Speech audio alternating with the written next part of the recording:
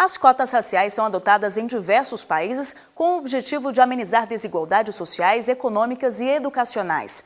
No Brasil, a proposta passou a ganhar destaque no ano 2000, quando universidades e órgãos públicos começaram a reservar vagas para negros, pardos e índios em vestibulares e concursos públicos.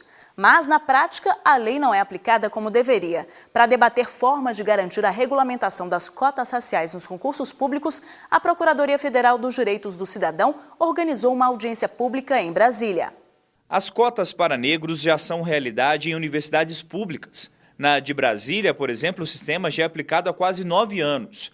Agora a discussão chegou aos concursos públicos.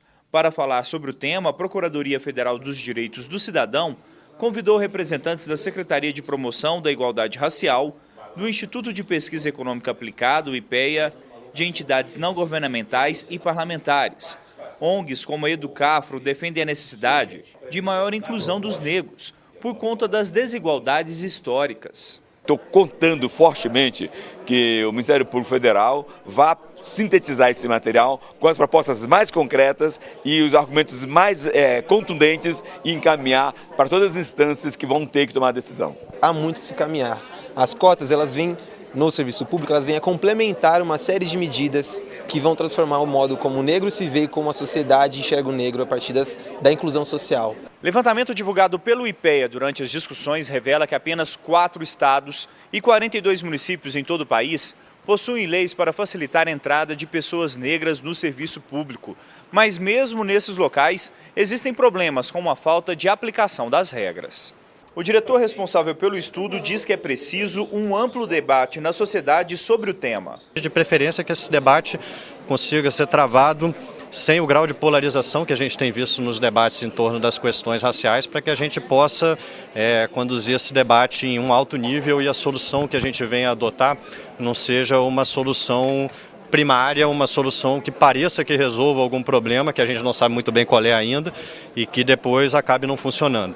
O deputado federal Luiz Alberto, que também participou das discussões, acredita que a solução seria uma lei federal. Não basta estabelecer cotas só no concurso público.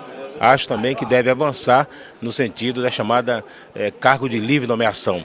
E ali a seleção de forma muito subjetiva é a tônica e, portanto, é preciso garantir que também nesse contrato de livre nomeação você estabeleça sistema de cotas para garantir o acesso da população negra. Outra sugestão foi apresentada pelo ouvidor nacional da Igualdade Social, Carlos Alberto de Souza. Ele alega que é preciso lembrar ainda das empresas que prestam serviços para os governos.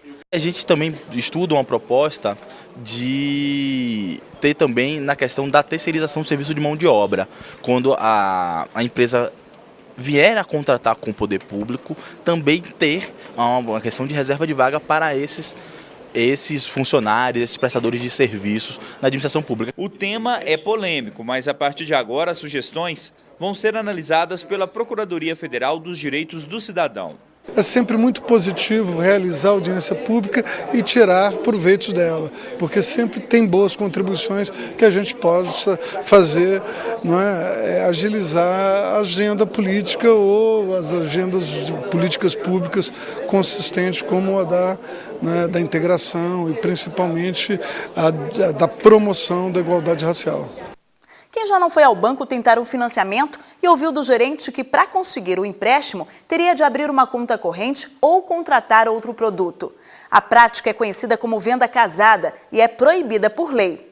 Em Uberlândia, Minas Gerais, muita gente que tentou comprar um imóvel pelo programa federal Minha Casa Minha Vida denunciou ter sido vítima da venda casada praticada pela Caixa Econômica Federal e também da comissão de corretagem cobrada ilegalmente por uma construtora conveniada. Para acabar com as irregularidades, o MPF no estado recorreu à justiça. O programa é para incentivar a compra da casa própria e beneficiar famílias com renda mensal de até 10 salários mínimos. Mas este homem, que não quer ser identificado, denuncia que comprou um imóvel e teve de pagar a mais por um serviço conhecido como corretagem. A intermediação de um corretor é considerada ilegal pelas regras do governo. A consultora pediu o valor de R$ 2.400 para a gente, referente à corretagem, serviço de corretor. E não é só isso. Quando procurou a Caixa Econômica para assinar os papéis do financiamento, o cliente foi praticamente obrigado a contratar um produto oferecido pelo banco. Prática conhecida como venda casada, que é proibida por lei. Eles dizem que é um processo. Você chega para assinar, eles te geram um boleto, você desce no caixa e paga. E você só assina realmente o contrato na caixa com comprovante de pagamento. Segundo a Caixa Econômica Federal, entre as cidades mineiras, Uberlândia foi a maior beneficiada pelo programa Minha Casa Minha Vida. Para evitar irregularidades, o Ministério Público Federal ajuizou uma ação para impedir corretagem no programa do governo. Porque esse programa é um programa social, visa atender pessoas de baixa renda. Então não se justifica a cobrança dessa corretagem.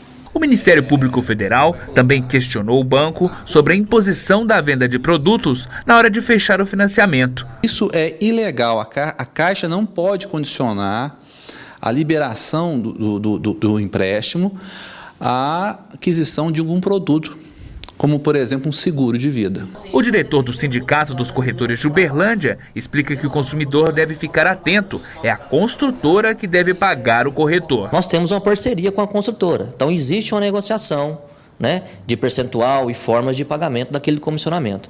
E esse percentual, finalizando a negociação, ele é repassado para nós, pela negociação que nós temos com a construtora. O procurador alerta que os consumidores lesados podem ser indenizados e pedir o dinheiro de volta. É importante que as pessoas que pagaram essa taxa, essas pessoas elas têm um recibo disso. Então elas devem pegar esse recibo e ingressar com uma ação na Justiça Federal e pedindo a devolução do que pagou. Os representantes da construtora citada na ação civil pública do MPF foram procurados por nossa equipe e não quiseram gravar entrevista. Em nota, a Caixa Econômica Federal negou que pratique venda casada.